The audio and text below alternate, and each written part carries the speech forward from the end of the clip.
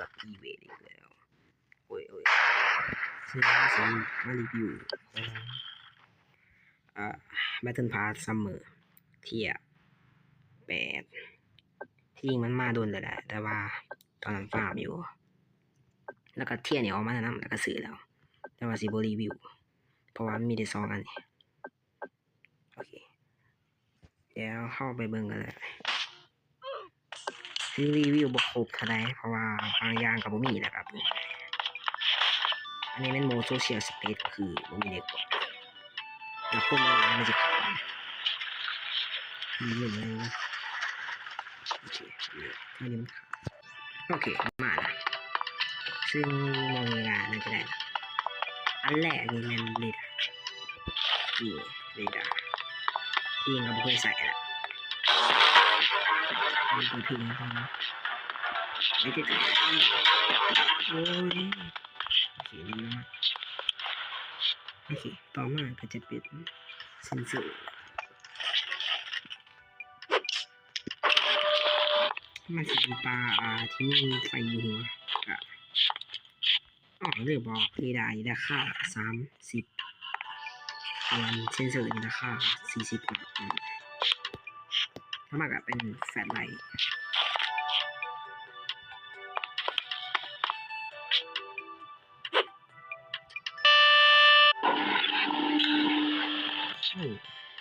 แสงสีฟ้าแฟลชไลท์นี่ราคา50ก็เป็นไฟต่างพื้น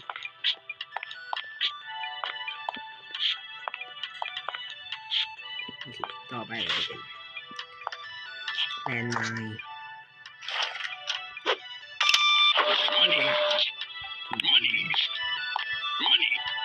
โอ้ยเวลาพอดีเลยโอเคเมื่อกี้แลนด์ไมน์นะจะเบิ่งครบแล้วค่าแลนด์ไมน์60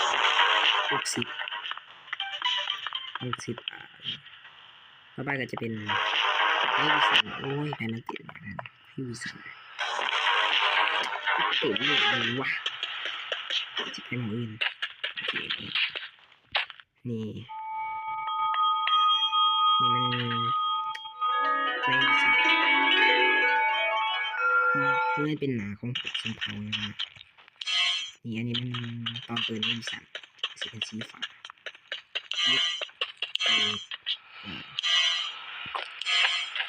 ค่าของในวิสันนี่ก็80ต่อไปนี่มันเนมแท็กถ้าบางรีวิวได้เพราะว่าก็สามารถแนบพิมพ์ก็ต้องค้างไปส่วนไอ้วอเตอร์ไก่นี่โอ้โหมันไม่ได้เป็นปืนเลยมันจะเป็นปืนที่มันสามารถวาร์ปได้จำซื้อได้ต้องรีวิว100แต่ตอนนี้ยังรีวิว30อยู่ซื้อเมื่อไหร่ก็สายเลยแล้วก็ต่อไปมันเอฟเฟกต์โอเคต้องเปิดกราฟิกเก็ตนี่มันเอฟเฟกต์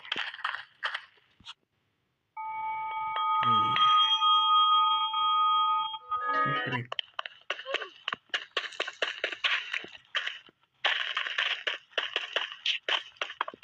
นี่มันเสียงดังหมดมองเกาโอ้ย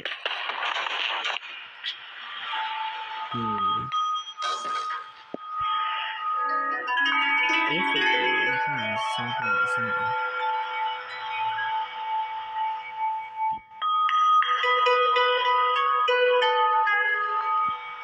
เอฟเฟกต์มันเดิมบริษัท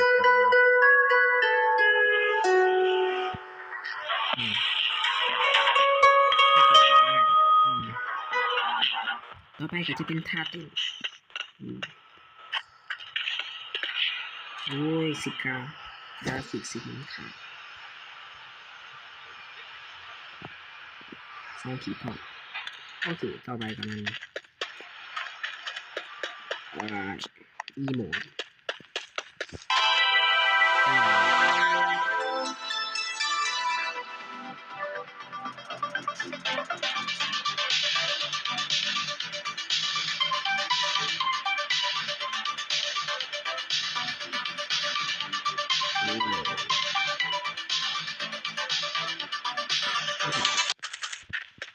ก็มีประมาณนี้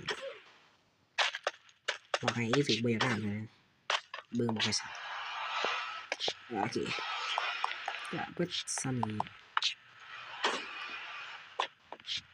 โอเคซึ่งอันที่สองมากที่สุดก็น่าจะเป็นอีโมดบทอันนั้นน่าจะเจ๋งดีโอเคก็ขอโทษที่รีวิวบ่ครบนะเพราะว่ามันเติบ่ครบแล้วก็ป้ายชื่อก็บ่สามารถแนมเห็นตัวเองได้เอาป้ายชื่อนี้ได้ก็บ่สามารถให้เบิ่งได้ว่าเป็นจั่งใดโอเคเดี๋ยวสิกลับไปหน้าล็อบบี้ให้เบิ่งว่ามันเป็นจั่งใดเอาหน้ากากออกเอฟเฟกต์ก็สิประมาณนี้นี่สีเขียวกับสีฟ้าราคาก็ประมาณ80ส่วนตัวแม่นมักสีฟ้าสุดเพราะว่ามันเป็นสีที่มักแต่เอากาปิคือก่อนโอเคก็เบิดตามนี้ขอบอกไว้ก่อนว่ามันรีวิวบ่ค่อยอยากดีเท่าใดเพราะว่าก็รีวิวบ่ค่อยเก่งเลยอย่างนึงก็เป็นตอนแรกอะว่าสิอัดในคอมแต่ว่าในคอมอัดบ่ได้มันต้องมีหูฟังก่อนแต่ข้อยบ่มีหูฟังเลยอัดในคอมบ่ได้เลยต้องมาอัดในโทรศัพท์แทนโอเคมานะแล้วก็